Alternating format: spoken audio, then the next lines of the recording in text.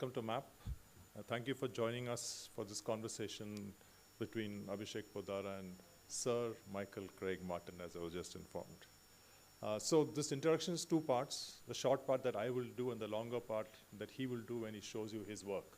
Because for an artist, the introduction is the work rather than where he was born and what they did. But still, let me go through that. So he was born in 1941 in Dublin, Ireland, one of my favorite cities. Then he went to the US where he studied, and he's been in Britain for the last 40 years, 50 years. His first exhibition was in 1969 in the Rowan Gallery in London. Since then, his work has been exhibited around the world in New York, Paris, Dusseldorf, Stuttgart, and Hanover, and Valencia. If you do a search for Sir Michael Craig Martin, what you will find is an installation called An Oak Tree, where he talks about how he's converted an oak tree into a glass of water. And that piece of work has got this whole discussion about, is it an oak tree or a glass of water? And I'm sure he will talk a little more about that today. So without further ado, can I invite Sir Michael Craig Martin and Abhishek on stage?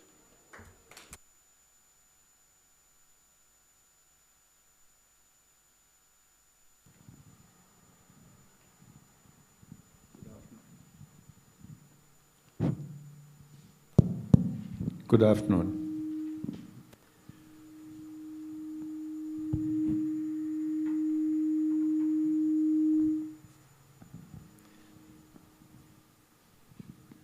So since Harish spoke about your oak tree, why don't we first start with that? What you all are seeing on the screen behind me is his last exhibition, which was this brilliant show at the Royal Academy in London. And I happened to be in London for 3 days. I went to this exhibition twice. And I think I missed appointments or got late for appointments, all thanks to his work. I've been following his work for over 20 years now. And it is so simple, so fantastic. You almost feel that you should have invented what he's doing. He's that kind of an artist. So I've had the pleasure of meeting him for the first time yesterday. He's come only for this interaction, and we are thinking about what might happen, but I'm as eager because I know as little about your work as many people in this room. So why don't you start with the oak tree? Hello, and thank you for coming today. Well, the oak tree I made the oak tree in 1973, and it will appear on the screen, or it has already appeared. It's a glass of water. It's shown as a glass of water on a glass shelf, and with the work is in two parts because there's the glass of water, but there's also a text, and the text is in the form of an interview, questions and answers. And in the text, I claim to have changed the glass of water into an oak tree, even though it doesn't look like an oak tree because I didn't change its appearance. I've changed its essence, but not its appearance. So you can't tell for sure if I did it or if I didn't do it. But then I can't tell either because because there's no visible evidence of whether this has happened or not. And so in the text is between a believer that I've done this and a skeptic. So that the work in a sense contains its own denial, its own, the opposite of believing. And it also contains that. And essentially, I was trying to find what is the most common denominator for any work of art? And in the oak tree, I was very happy with it because, first of all, the glass of water is so beautiful. Two materials, they're both transparent. This is more beautiful than gold. Water and glass, so beautiful. One is solid and one is liquid. You put them together, this very simple thing, it's absolutely valueless everybody can have a glass of water. So everybody can own this work. This work could belong to any of you. Could go home and have one yourself, have an oak tree yourself. And at the same time, what it's asking is, maybe the most important thing about a work of art, the artist has to believe in the imaginative gesture of what they do. Is this a sculpture or a painting, whether it's the theater or the music, whatever it is, the artist has to believe in what they are doing. But also, for it to work, the audience must believe too. You have to believe. It has to convince you, and you have to believe. If you do not believe, if you refuse belief, it's an empty experience to you. In other words, if you look at my work and you think, maybe it is an oak tree, then you're believing in me. And if you don't, you just see a glass of water. But that's all anybody can see. So there's no proof that it happens, but there's no proof that it exists. It only exists in your own imagination. Thank you. One can clearly see in your work that objects hold a unique power in art, and especially in your work. And we see everyday things like a glass of water, a chair, a teacup, a pair of headphones. Why are these particular things important for you? And do they carry any specific meaning in your work? In the early work, like the oak tree, in the work of mostly from the late 60s into the middle of the 70s, I made work using real objects, real simple objects, almost valueless objects. And they interested me a great deal because I've always been interested in, why is a chair not a sculpture? What's the difference between a sculpture and a chair? They both can look really very similar, and yet one has an entirely different meaning to us than the other, in terms of meaning, in terms of value, in terms of our understanding of what it might be. And then, when I did the oak tree was so absolute, so finalizing, I decided I needed to change what I was doing. So I moved from looking at using real objects to making images of objects, and I started to draw one object at a time. And I started off drawing all the things I started with: a glass of water, a bucket, a chair, a pair of shoes, a book.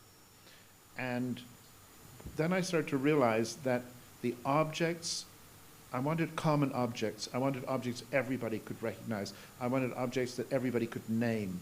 And I realized that the objects I was drawing in the world today, they needed to be recognized by everybody, that these objects are a universal, these objects of use are an international language.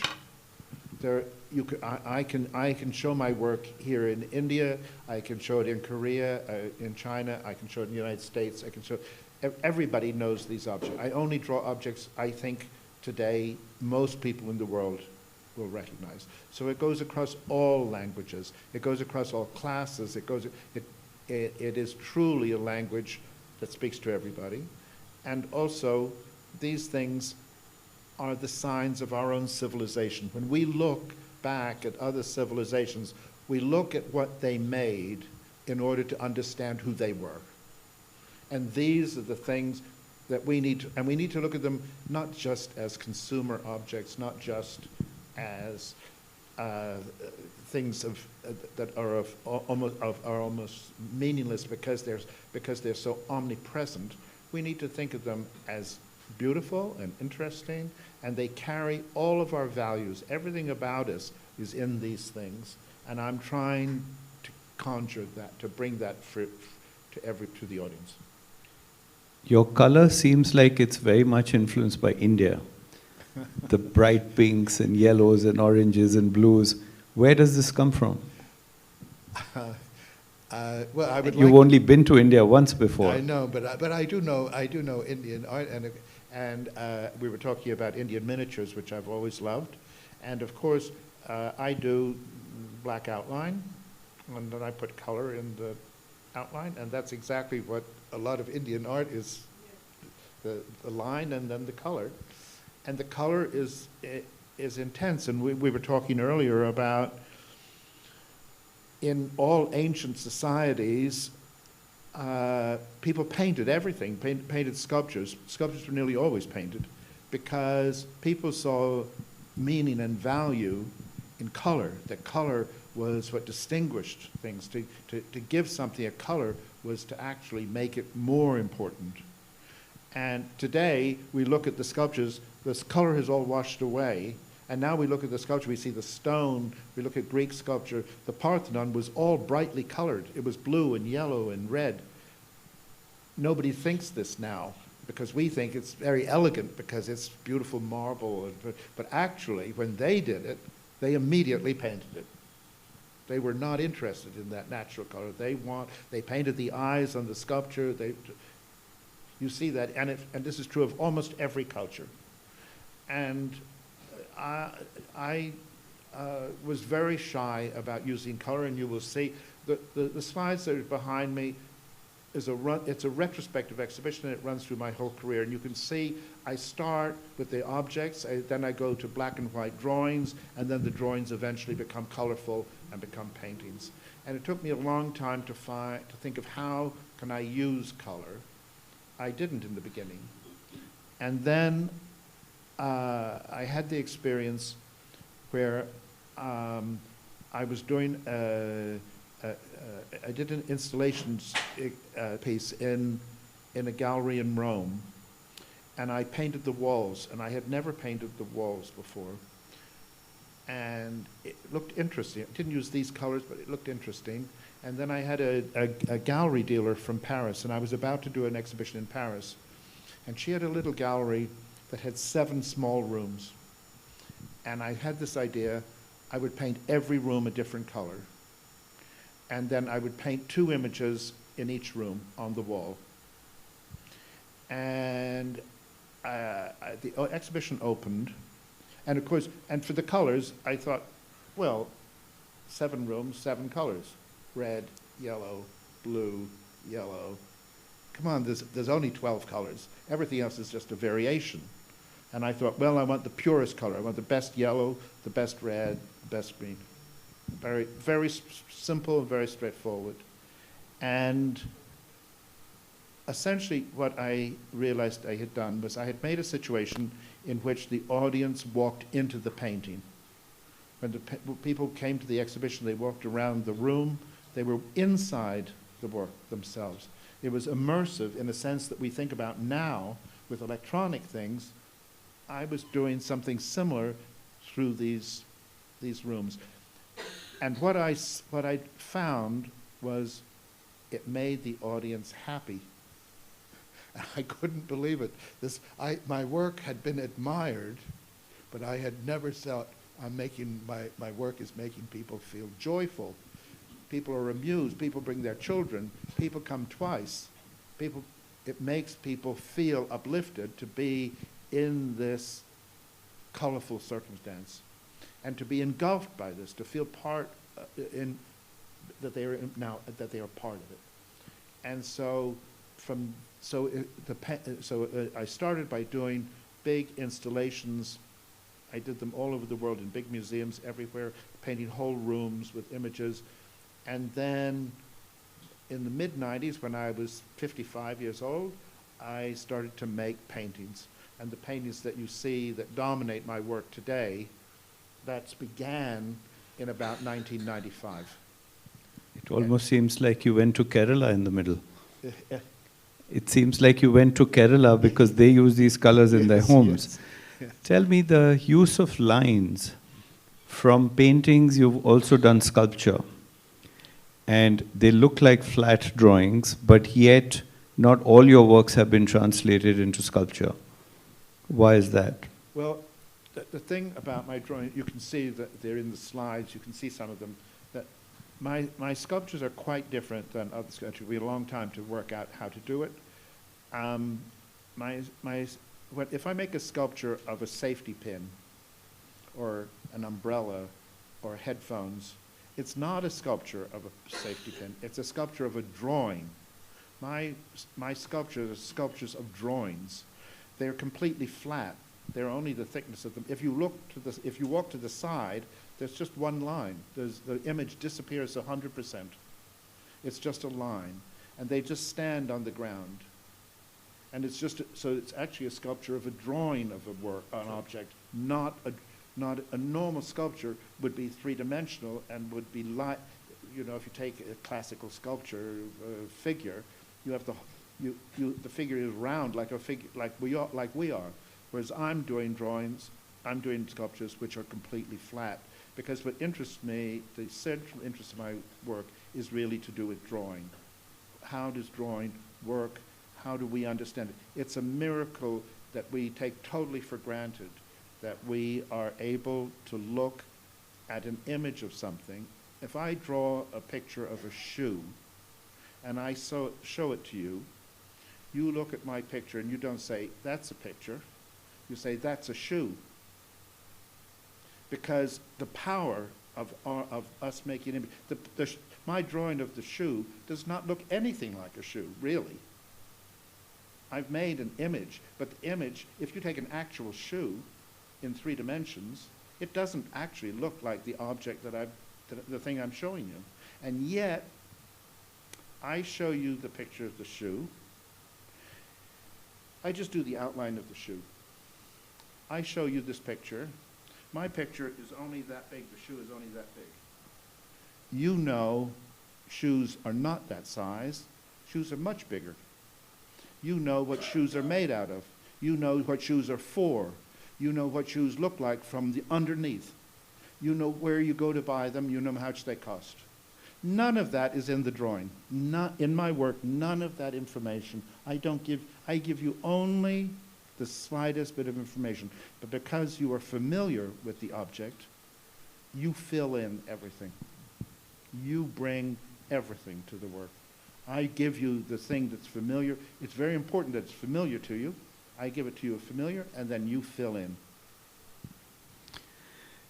In your position as an educator and as a teacher, and you've taught some of the great British artists now, not only have I realized there is an entire generation which thinks the way you do, whether it be, I mean, the two who would have possibly been a little senior to you would have been Andy Warhol and David Hockney. But if you look at Julian Opie, if you look at Ian Davenport, if you look at, it's all using everyday objects and stuff which is so familiar, and yet each one is presenting it in a new way, and color is the predominant thing. Is this something that you feel you may have taught them without realizing you've taught them? My basis of my teaching was I never was interested in people working like me. A lot of people who teach art essentially try to get students to work in the way that they do. I've always thought this was I didn't understand this. It seemed like a mistake to me.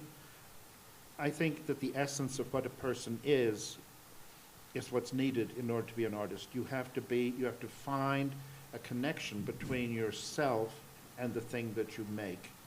And when I was teaching, I got good at helping people recognize themselves in what they were doing. And when somebody makes this connection, if somebody is doing something that's wrong for them,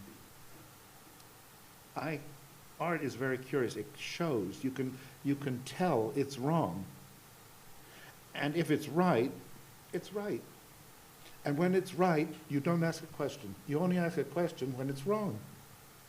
And so, for me, the essence of teaching was trying to help the student find confidence in the reflection of themselves in what they were individually doing. So how did color become so predominant in their work? Because they're also very clever. And so my attitude towards color is it's like my attitude towards everything, which is that everything is available to you, and you need, as an artist, to feel like you can use everything.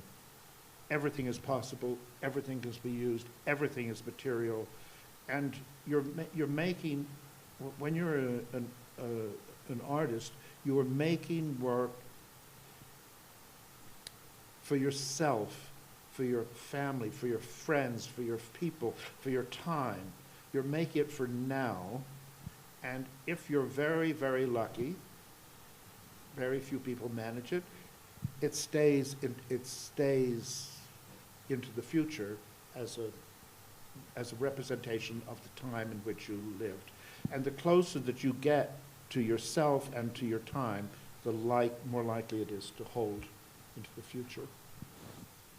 I'm going to shift the question to your prints.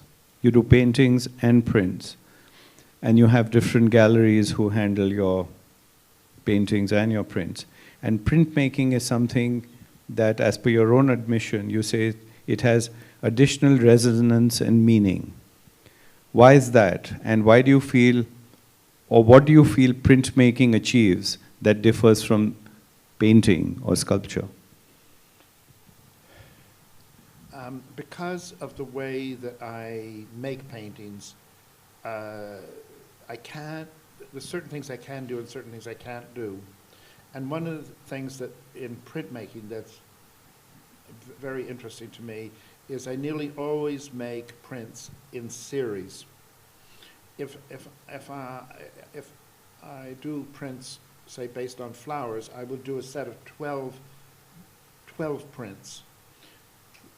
To do, each one of them has a meaning itself, but there are things that you can do as a set that you can't, that have a meaning in the series that's not the same as just the individual thing.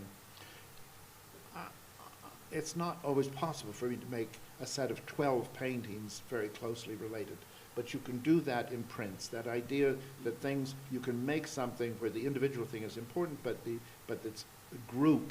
And many of my prints, some of the prints are shown in this slides, where you'll see a group of images that are printed. That is because they are part of a set. So the idea that you can make things that interconnect in a very particular way is something that only printmaking allows. Is it also for having a bigger market that people who can't afford your paintings can buy your prints? It's absolutely, yes. You can see that from the very beginning. We were talking earlier, and I think I've always wanted to make work that the most sophisticated person about art would be able to understand what I was doing and be interested in, but also the simplest person, the person who has no interest normally, has no idea about anything, it's not even that important to them, but they look at it, they are able to respond. I would like to make work that anybody can respond to. In my own culture, I think of the art of the Italian Renaissance, 14th century. At that time, the only time an ordinary person, a peasant, saw an image was on a coin, and they didn't often have a coin. How many coins did a poor person see? Maybe there was a head on the coin. Where else would a person in the 14th century see an image? Almost no place. And then they go to church, and it's a miracle. There are these sculptures, there are paintings, there are murals. They are in a wonderland of imagery. It is overwhelming how important it is. And the simplest person, because at that time everybody is Christian, all the stories in the images are all Christian images. Every peasant understands all the stories. A few people can read and write. Only the richest people can read and write. They can understand them too, but the poorest person in the audience understands what's going on. And it's a miracle to them to come in to see this wonder, which is unlike anything else. Now we are bombarded with images. We are overwhelmed with images everywhere of everything. We're all taking hundreds of useless photographs on our phone that nobody will ever look at, including ourselves, because we take so many pictures. But at that time, it was the greatest rarity. In 2019, you did a series of profiles when you rotated the perspective by 90 degrees. What sparked the shift? And by turning an object on its side, what is it that moved from the frontal image? And was there something else that you needed to communicate? In my work, I've tried to explore every possibility, in each one in a very simple way, of everything you can do with a two-dimensional image. I'm trying to find, so you can play with the color, you can play with the scale, you can also play with the point of view. So in most of my work, we're not a good moment for me to explain this, but in the early work, I drew every object in 3 dimensions, slightly from the side and looking slightly down on it. To emphasize the three-dimensionality of the object. And all my early work uses, every object is drawn individually, but everyone is drawn from the same point of view. And then in the middle, around 2005, I changed the point of view from that view to exactly flat on, so it's frontal. As soon as you do that, you change everything about the image. And then when you put these images together, you create a definition of space that's completely different than when they're in. There's an image behind you which is doing just that. Yes, you see the flatness. It's easier to see in the. Yes, you see in the watch, the face of the watch, whereas these are in perspective. As soon as you have everything frontal, you have a different kind of space, and I'm interested in the whole language of how we understand the world through images. Because if you go back to the earliest forms of written language, all written languages started with pictograms. It started with pictures. That's where you go back to hieroglyphics. You go back to ancient writings in almost every language. They start with pictures which become abstracted into letters, into words. And so if it wasn't for our ability to read a picture of a shoe as a shoe, we probably wouldn't be able to read, because this is where it all begins. And so I think I'm trying to get an idea of what is the essence of this kind of communication through imagery. You've reimagined certain masterworks as familiar objects. You've drawn inspiration from Seurat, Velázquez, Caravaggio, to name a few. And you speak about reconstruction and deconstruction. Can you tell us a little bit about it? I'll point those images out to you when it comes. I've always been interested in old master paintings. I love the way that certain paintings are constructed, and certain paintings from the past are constructed in a way that's very like how I construct. I construct my images. I don't make a still life and then make a picture of it. But I take the individual objects and create something that looks like a still life. But the thing you're looking at is the immediate experience. Now, so I decided to address old master works and to draw them to turn them into my own language. So I would draw a painting by Manet, one of the great paintings by Manet, in exactly the same way that I would draw anything else. And in that translation from its language to my language, certain things are revealed about the original painting. My works are about the original painting. I'm trying to say something about the original. To me, the ideal thing is if I do a painting that's a version of Manet, I want you to go back and have a look at the Monet.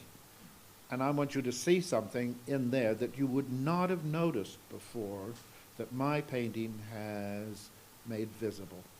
And I'm at a time when it's sometimes very difficult for young people to feel connected with the past.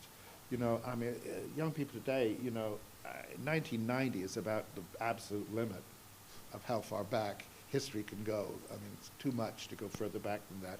And I'm trying to find a way of kind of pulling these things into present language to make them so that it's more obvious that there's a connection between the past and the present. When I was a student, I had a tutor say something to me that I thought was very important. I said I had been to the National Gallery or something, and I had seen some old master paintings, and I said, I love the old master paintings because they bring you back into the past. And he said, no, that's not true. That's not what they do. He said, what happens is, when you look at the paintings, you bring them into the present. This is a wonderful way to understand what we're doing. We are only able to look at things through modern eyes. We are modern people. We are not living in the 18th century, but it doesn't mean we have to look at it like it's an antique. I want to look at a chair, an antique chair from the 18th century, I'm looking at the 18th century. When I look at a painting, for it to come alive, not to be an antique, but to be an artwork, I bring it into the present. That's why when you go to the museum, you look at some works and they mean nothing to you, and so you see one and it goes boom. The one that goes boom, that's art. You're having an art experience when that happens, because you are making it come alive, and it's coming alive today through you. And it's not giving you a picture of the past, you're pulling it into the present. We have some of your immersive works at the back. How difficult was it to go digital? It was very easy for me to go digital. I got the work that you say I did, especially for the RA exhibition. It was projected on 4 walls, and the work is 20 minutes long, and it has a soundtrack, music. And I was asked by the curator of the exhibition to do immersive digital work. And I said, well, I've never done anything like that. And he said, well, we want to try to bring more young people to the exhibition, so you do one. So I said, okay. So I spent the last year making this work.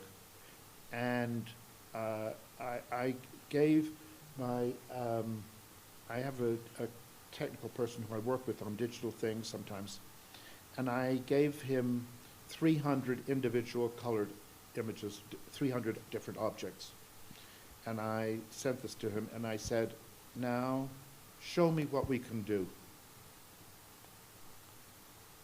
He sent me back things I just couldn't believe how fantastic what he could do using these images. And so then there was a lot of WeTransfer, where he's sending me bits of ideas, and I'm sending back saying, no, make it bigger, make it faster, make it have double the number, triple the number. Sometimes on the screens, the 4 screens on the walls, there were up to 3,000 to 5,000 individual images on the walls.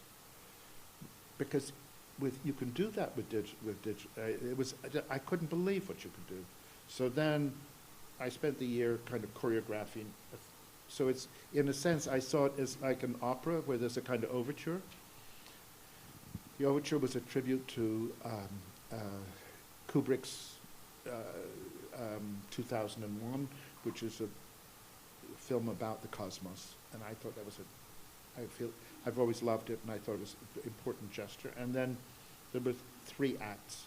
And the final act is the flowers, which you've seen.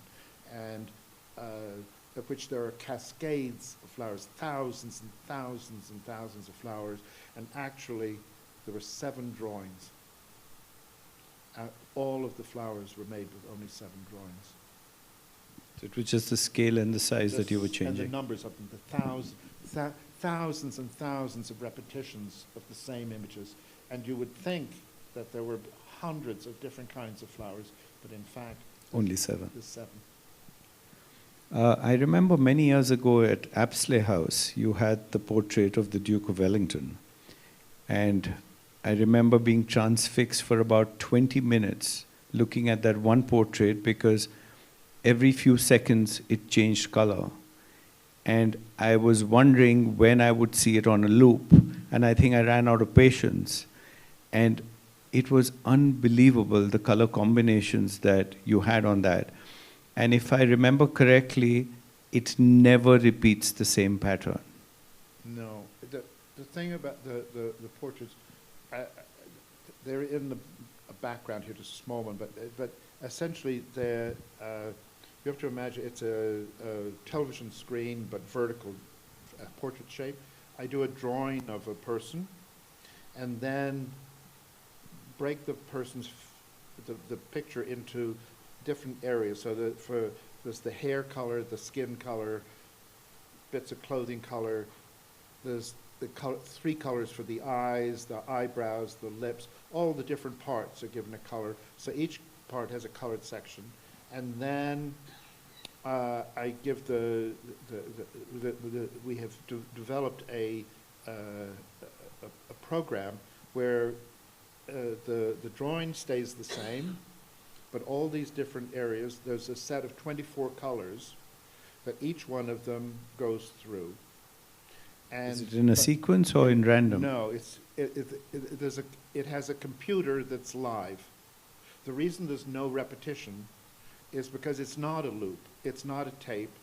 Everything anybody sees at any second, no one will ever see again.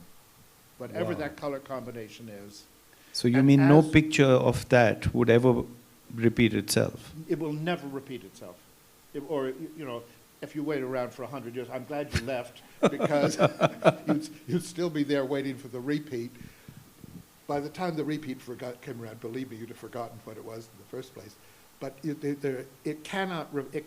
essentially cannot repeat, because there are so many variations. There's 24 color variations.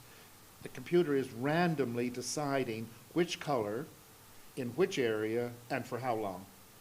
And this is entirely randomized by the computer to keep, and so as you are looking, you think, that looks beautiful, well, come and have a look, and by the time the person comes to look, it's gone. It's already If you all haven't seen this, constantly, it's very slow, it's slow, but it's constantly, gradually changing.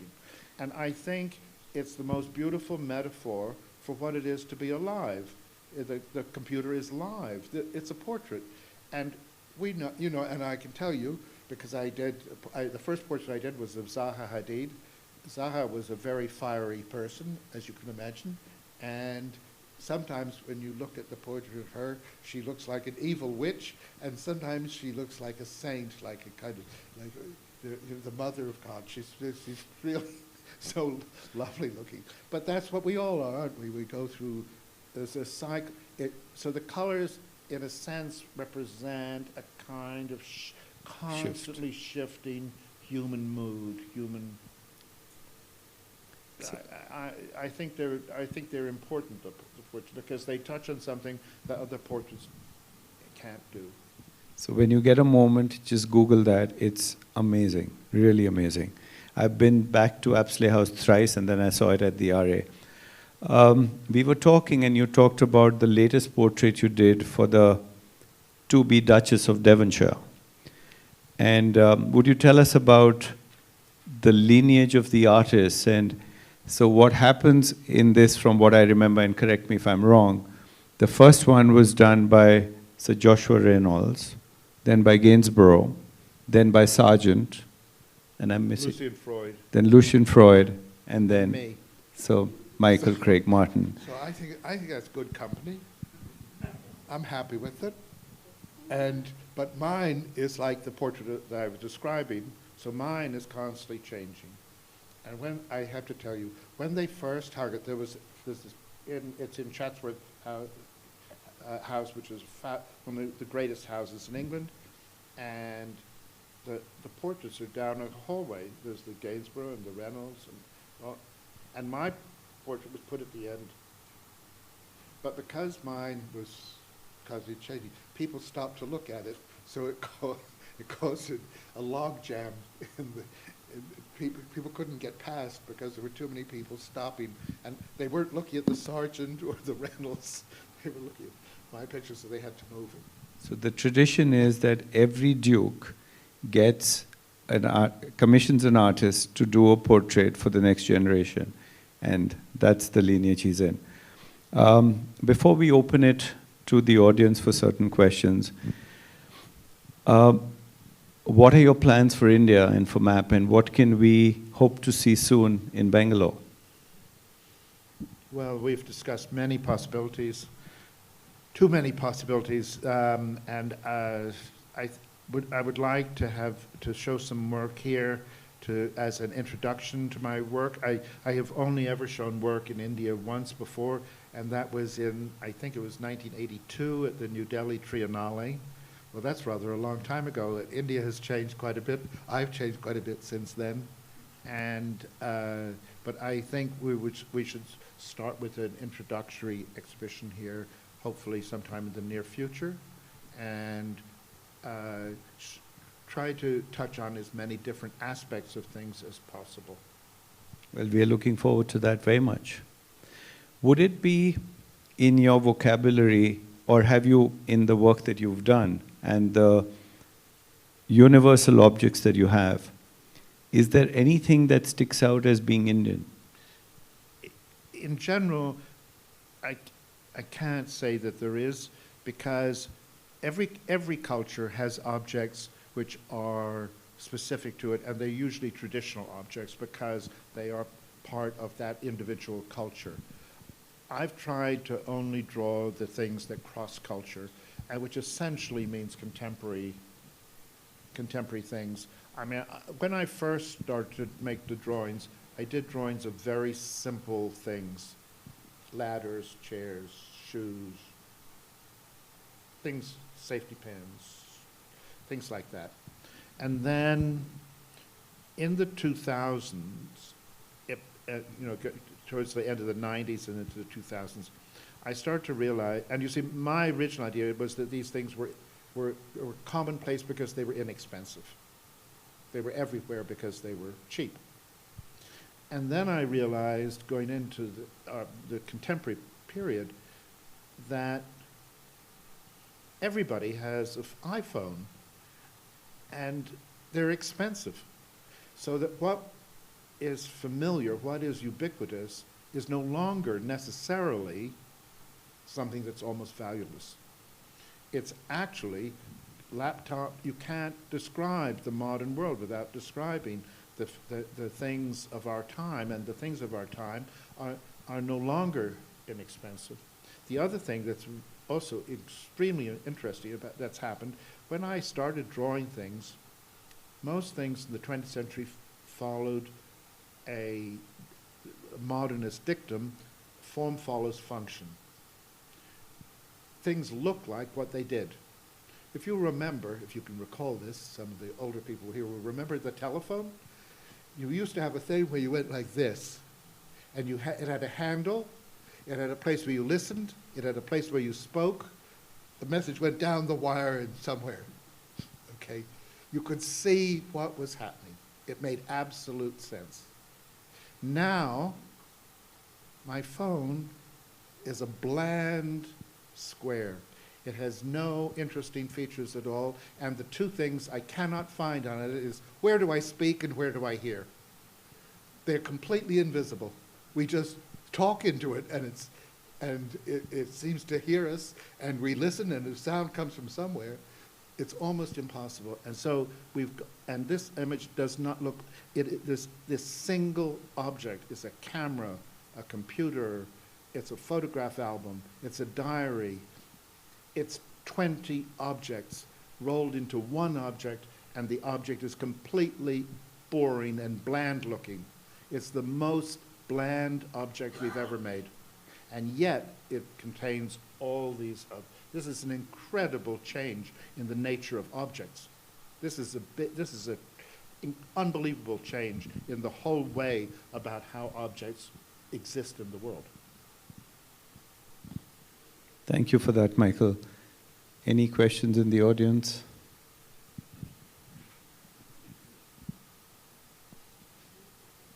I don't think your mic is on. Hello? Yes. Hi. So I was wondering, my question was that a lot of your work is very relatable by the common person, and I want that.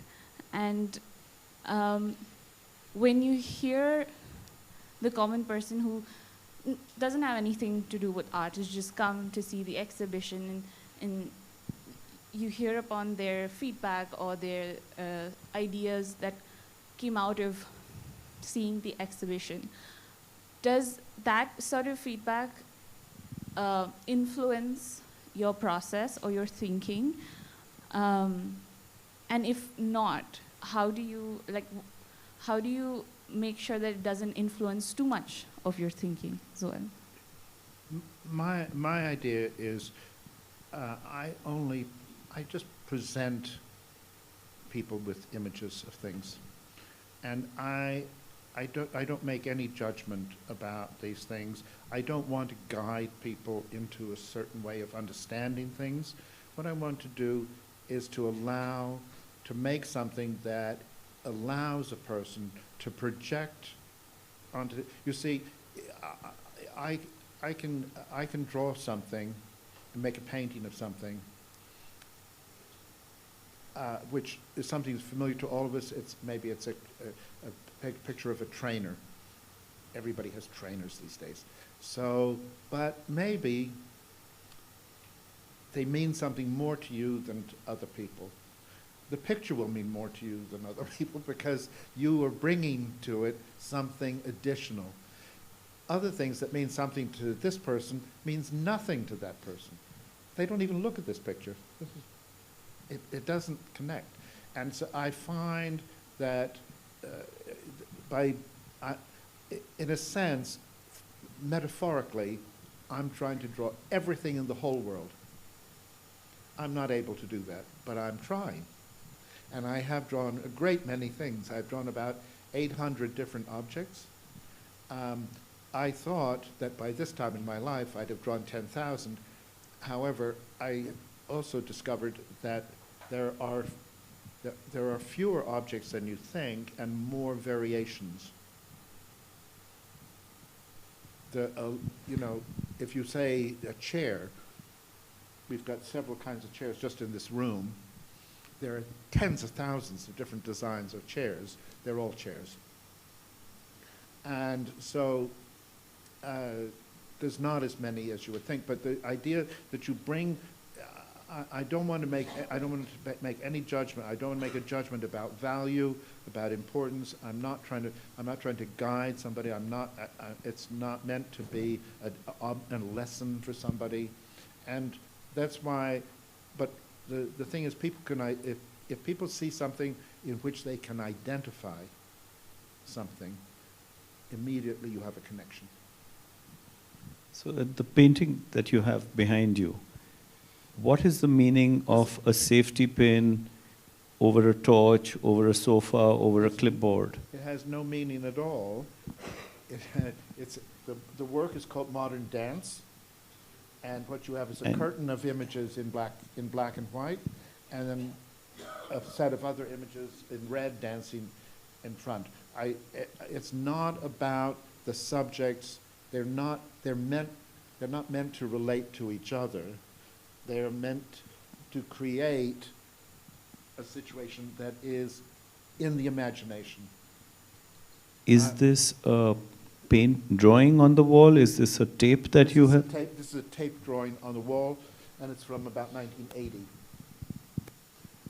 But it's drawn directly with tape on the wall.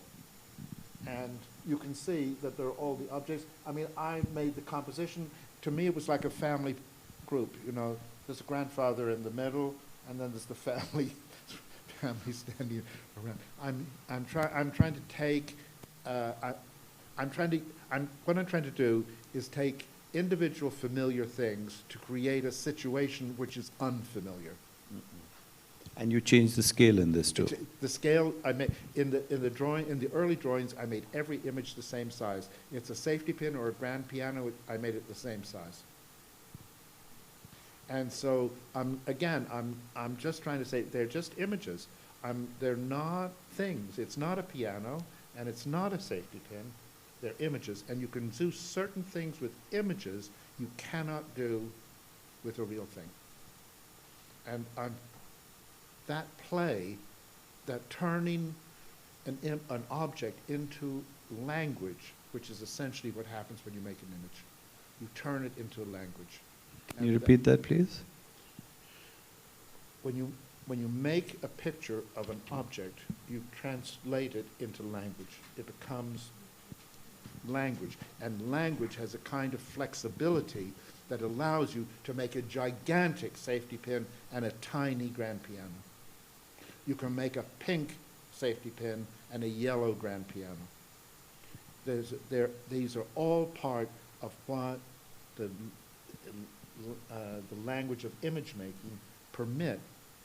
And in that freedom of that is the human imagination. That's where our imaginations are exercised. And so I'm, again, as I think the most important thing to say is I'm trying to take the familiar and make it unfamiliar. One of the things I said at the exhibition was, it's the shock of the familiar. Nice.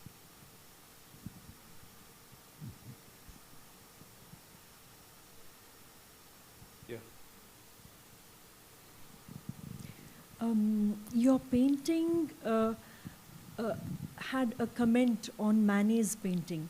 Could you pick one of Manet's paintings which you have repainted and explain it to us? What is the comment? Let's try and get it up on the screen. Can you just go next? I'll tell you when to stop. We have to go quite a long way. Yeah? Yeah. Keep going faster. The picnic. There were 2, 3. We still ways. Yeah? Yeah, a lot more.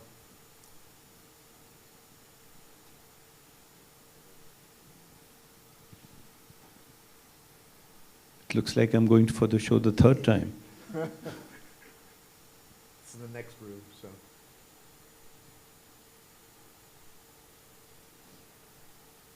It's the one there. Yeah, let's go to the next slide now. Go, Keep going. keep going further.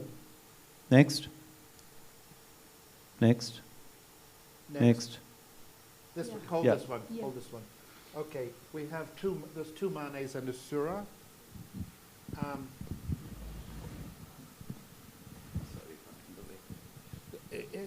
If you take the Seurat, Seurat really interests me a lot because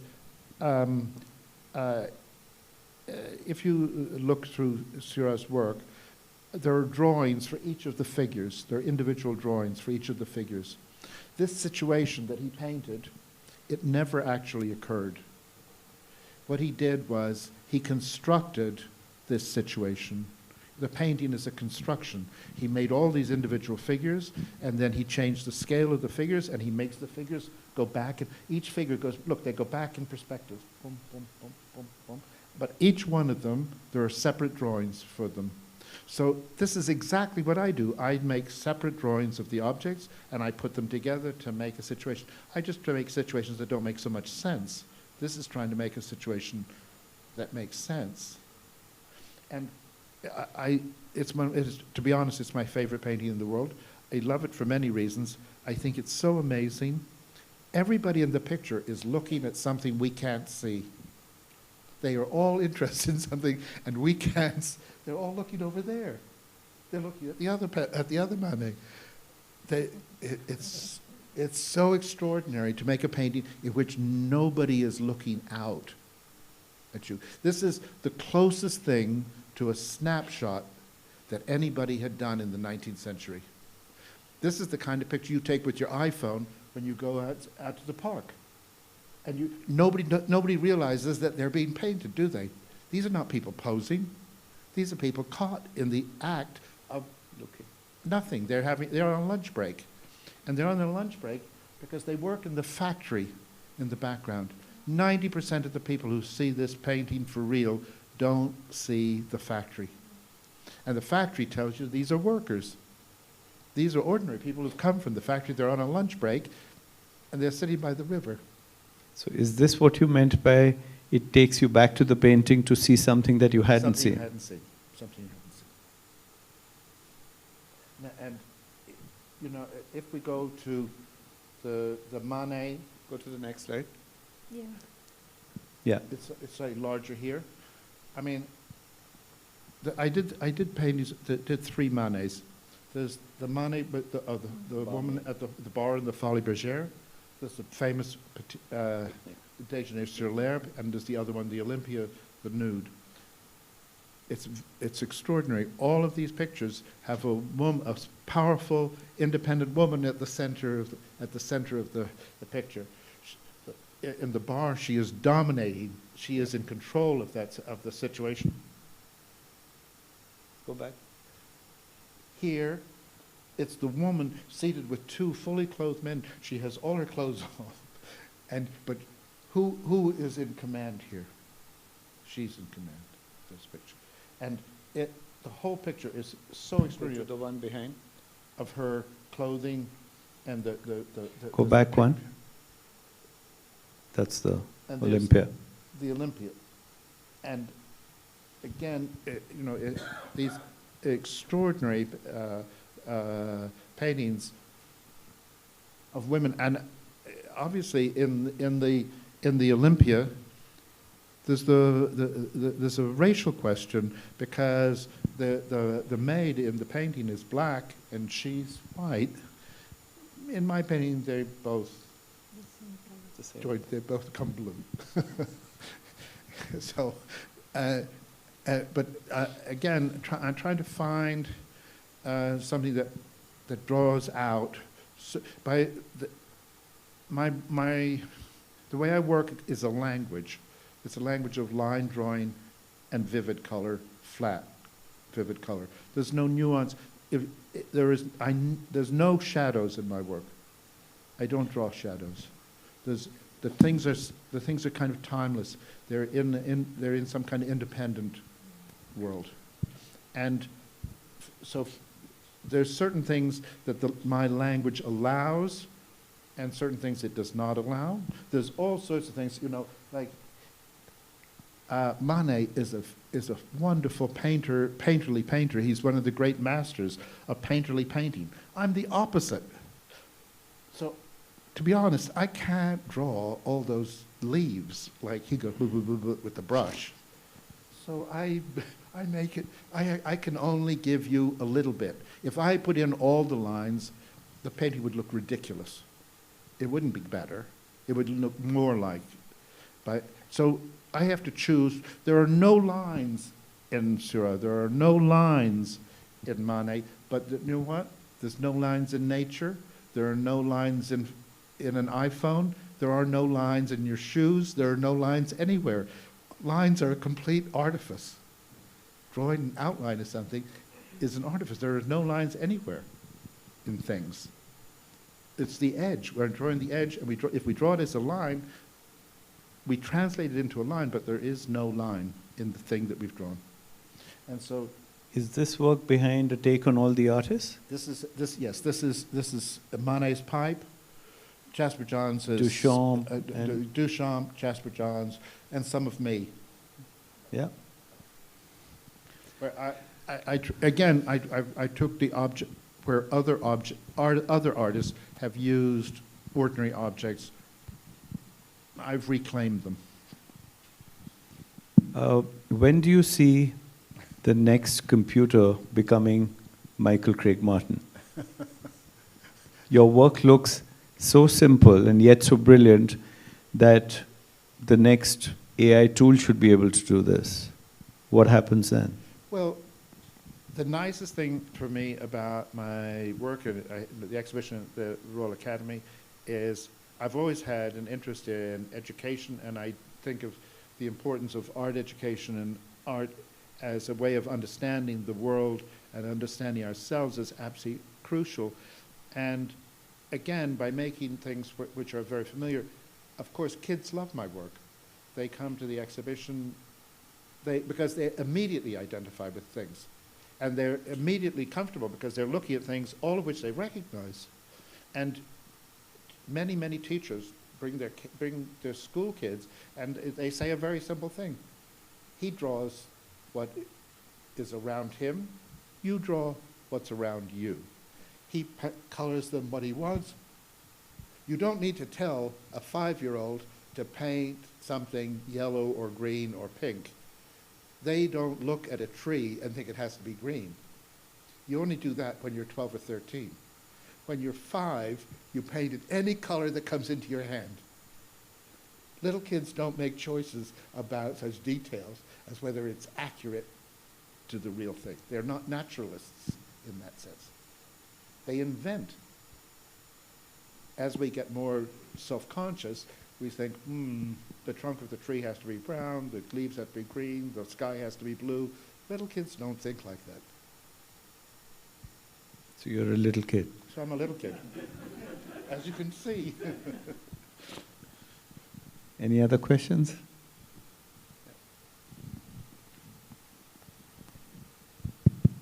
One thing I noticed in your art is like a use of blank space. Like there's a lot of blank space in your art. So is there a reason for it? Like, is it more like psychologically you want to rest if someone wants to rest, or like someone wants to imagine something, they can do it, or? So I didn't quite understand the first part of the question. There's a lot of blank space in a lot of your work. Yes, this is difficult to explain, but I've been trying to look at picture making differently. So in order to look at picture making differently, I decided the only way to do that was to make pictures which are wrong. There's certain rules about picture making, and one of the things you shouldn't do is paint a single thing in the middle of a blank space. If you want to make the picture more interesting, move it to the left a little bit. Move it to the right. Have it in a fragment. I've tried to do a lot of things, and part of that is to float an image in a large space. To allow for something to have an almost ridiculous amount of space around it, and to see if I can get an image because essentially I'm trying to do it very traditional. I'm trying to animate that big empty space, but I'm trying to do it in the simplest possible way. And if I succeed, I succeed, and if I don't, I don't. I don't know if that answers your question. Any last question? Yeah, Harish.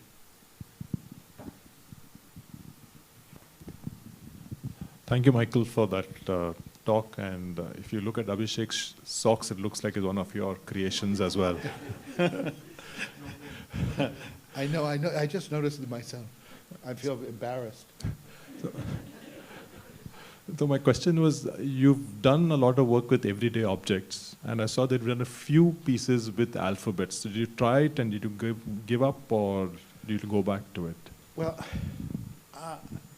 yes, there are other works that you've seen with these are the 300, gives you an idea of the 300 images that I gave them. And the whole thing is based on them. Anyway, yes, what was the question again? Alphabets. Alphabets, yes. There they are. Again, I did, I was interested in the idea of being able to introduce letters and words, and then I realized that if I outlined the letters, it was the same, I could draw a letter the same way I draw a shoe around the outside. So then I could bring the letters into the language of the images. But I also decided that I would not use words that could be related to an object, that the words should be things I could not draw. and I draw objects. Therefore, the words were all going to be abstractions. Death, sex, art, painting. Those are the kinds of words that I used in the paintings. So the words represent something I cannot draw as an object, because there's a limit in every artist's work. There's a limitation about what you can deal with and what you can't, and there's things I can deal with and things that I can't. And so it was a way of introducing these abstract ideas into the work, but using essentially the same pictorial language.